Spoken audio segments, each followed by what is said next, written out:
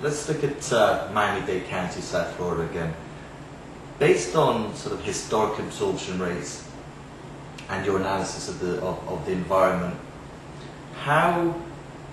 what kind of time period do you see in regards to a correction, and not a correction, but in regards to the market restabilizing? I mean, people are going to be looking to buy discounted units, and they're going to be wanting to have some kind of idea how long prices are going to correct in regards to appreciation, or the opportunity that the market's going to get back into a more equal state. What are your predictions in regards to South Florida, Miami-Dade County, Broward, Palm Beach, getting back to a more stable situation? Well, Miami-Dade, I think, is probably the market that is going to take the longest in any of the country to turn around when it comes to new condos, just based on the developing supply that we currently have underway and what the historical absorption has been in the past. And just to put some numbers to that, right now in Miami-Dade, there are close to 25,000 new condominiums under construction as we speak. In addition to that, there are another 25,000, give or take, rounded off, that have reached building permits. So they're roughly a year into the planning stage of this project and trying to acquire funding at this point. We've got another 50,000 units that are announced for future construction. It's ungodly. We're talking about 100,000 units. Now, the 25,000 that are underway, I think, will get built. Mm-hmm. The 25,000 that are permitted, my guess is at this point, it's only going to be maybe a fifth of those that get built. And the 50,000 that are announced, God bless their souls, but I think we're not going to see those projects happen. It still leaves us with 30 to 35,000 units to hit the market completed in the next 36 months.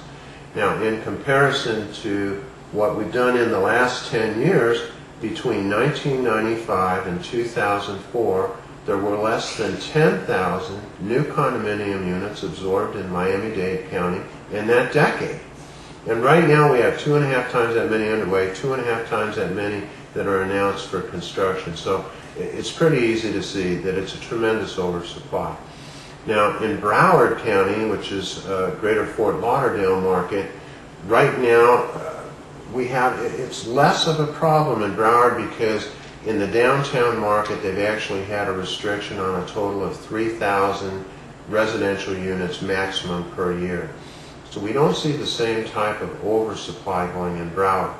Now in West Palm Beach, right now there are 6,500 new condominium units that are going to hit the market in the downtown area. There's been about 1,200 that have been absorbed in the last 5 years during the boom. And prior to that, there weren't any because nobody would go to downtown West Palm Beach at night. So while we've seen a renaissance of that marketplace, there's still an incredible oversupply that's under development compared to any historical absorption in the past. Now, this is not only true for South Florida. In Orlando, we have a tremendous amount of new condominiums going up in downtown Orlando with no historical absorption to justify that type of development. There's currently 17,000 condo-tel units going up in the Orlando marketplace. Nothing that justifies that they're going to be able to be absorbed in the near future.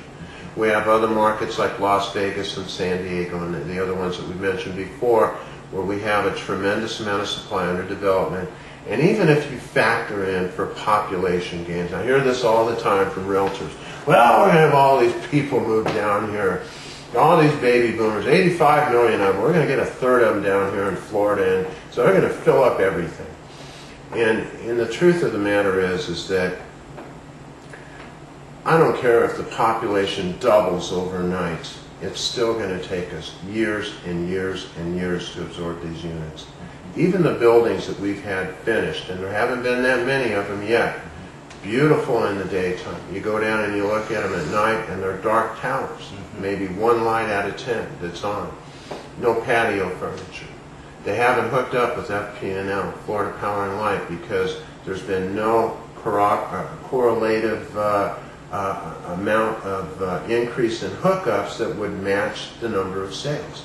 we're seeing our school districts are lowering in school population. They're not increasing, they're actually going down.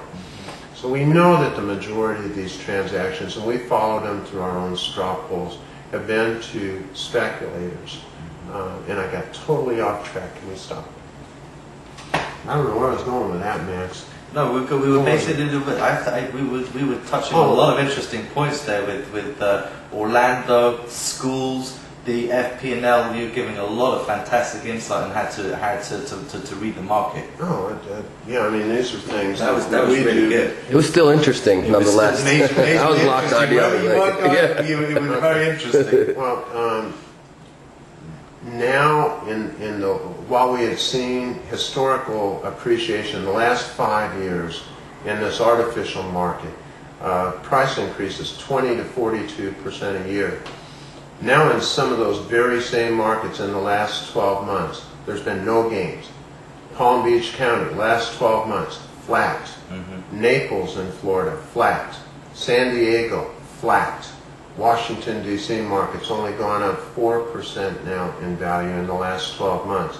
But if you just look back 6-7 months ago, these markets have actually gone down in value of the median price.